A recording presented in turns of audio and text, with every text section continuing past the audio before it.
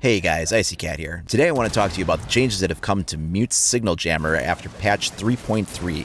His gadget now has improved range and power, but what does that mean for you when you try to use it in the game?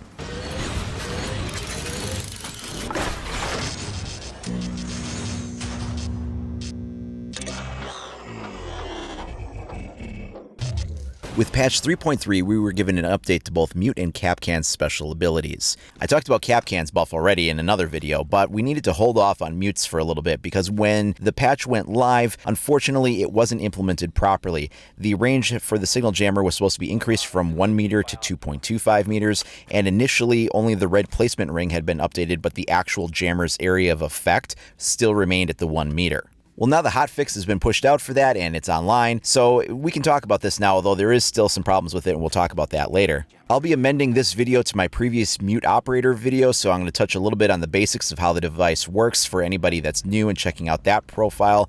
They can also get a little bit of the new information here as well.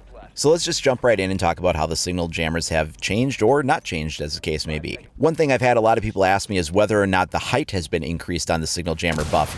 Will it now be able to affect trapdoors if you place them underneath? The answer to that is no. This has been tested. The only time we were able to affect trapdoors is if we vaulted onto like a tabletop or a countertop surface and placed it there, but that's the same as it had been previously. So you cannot place it under a trapdoor and jam them from underneath. Now it does not gain any additional height. Furthermore, we tested this on reinforcement panels. The height of the jammer does not exceed the height of the panel itself. The way we checked this out was we put a cluster charge above the top of a reinforcement panel that was jammed, and we were able to successfully set that off. So right above the height of where a reinforcement panel is as high as the Signal Jammer will reach. So even with the increased diameter, the height remains unaffected. Of course, the other big change that it brings to gameplay is that since it has a larger field that it covers, you can now pretty much guaranteed stop every drone that comes at you. There are some certain specific situations where it's possible to just barely jump over one, but it is way more difficult to do so now. Previously, jumping your drone over a Signal Jammer was something that you could do fairly consistently with a little bit of practice. And now it's just so much harder, it's almost impossible to do. And while there's many ways that you can play Mute, I really recommend going ahead and deploying those Signal Jammers as drone stoppage first.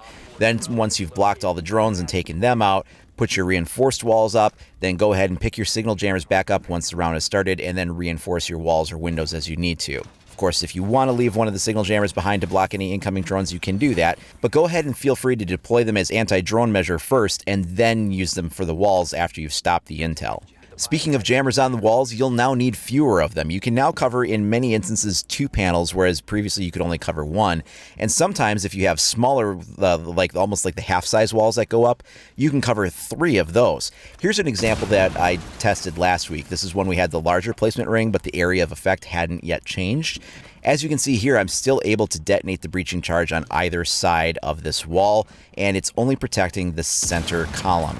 Now this week with the hotfix going live, I can put down that Signal Jammer. It covers the entire wall now, and as you can see, I'll place this right up on the edge and I cannot get a successful detonation. Doesn't matter where I put it, one jammer has now covered this entire wall, whereas previously more than one would have been needed. This also means he'll combo especially well with Bandit. With 4 Signal Jammers now covering about twice as much area, and then Bandit's 3 shock batteries, you can really lock down a room and make it all but impossible for them to get in. Unless they've got EMP grenades, they're just not going to be able to come through those reinforced walls.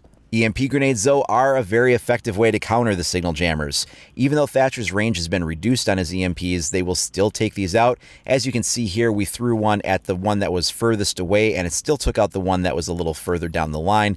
So there's still a healthy enough range on that even though you're spreading these out a little bit more to get more than one of these at a time. Another effective way to make use of Signal Jammers is to go ahead and pair this up with Castle. When he puts his armor panels on doors or windows, the Signal Jammers are really going to come into a lot of use here. Putting them on windows almost turns a window into a reinforced wall in a way. The only way you're going to be able to get through that as an attacker is if you deploy Sledge or Ash, or you actually take the time to do the 12 melee hits to break it. I mean, of course, Glaz could still kind of shoot blindly through it, but it's the panel itself still remains. But using Signal Jammers on any window that Castle has already barricaded is really going to turn that into something that's quite difficult to get through for most of the attacking operators. Because the signal jammer area has increased, one tactic you can usually deploy pretty effectively is if you've got a reinforced wall next to a door that's been barricaded with the armor panel, you can actually put the signal jammer closer to the reinforced panel so that it's not directly in front of the door. Oftentimes people would just drop down and shoot the jammer and then stand back up and do the breaching charge. Now you can actually set that jammer off to the side and make it so that they would really have to get a steeper angle in order to find the jammer to shoot it. This will also give you the advantage of being able to simultaneously cover the door and the wall at the same time.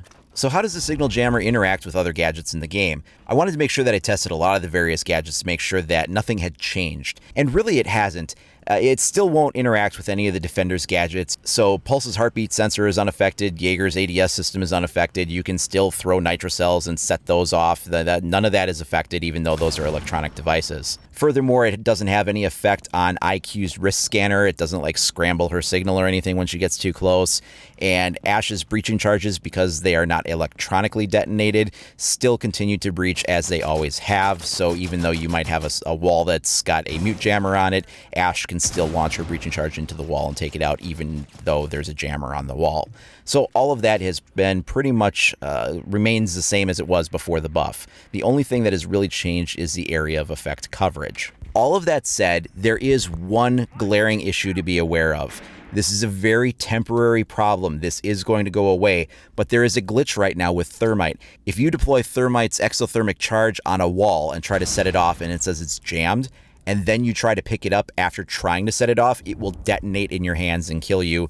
It will blow a hole in the wall, so you could still take out a wall that way, but it will result in Thermite's death to do so. And I've received a lot of messages and comments from you guys. You're kind of like, what's going on with this? You know, they sent it out, it didn't work right the first time, and now it's not working right again. What's going on here? This doesn't make sense. I have to say I agree with you guys. I'm not sure what's happening here either, what's going on. Hopefully the next time they deploy an operator nerf or buff, that it's been vetted a little bit more thoroughly and that we don't run into these kinds of situations where it needs multiple hotfixes to get it working as they wanted it to in the first place. That said, the dev team is aware of it. They've communicated it on both the subreddit and the forum, letting people know, hey, we're aware of this, we're working on it, we're going to get a hotfix out just as soon as we can. That hotfix is going to come very quickly. If it's more than a few days, I'd be surprised. There's no way it would be longer than a week. So if you look at the record date of this video and it's been more than a few days, chances are it's probably already been patched. But in the meantime, if you are running into this problem, that's what's going on.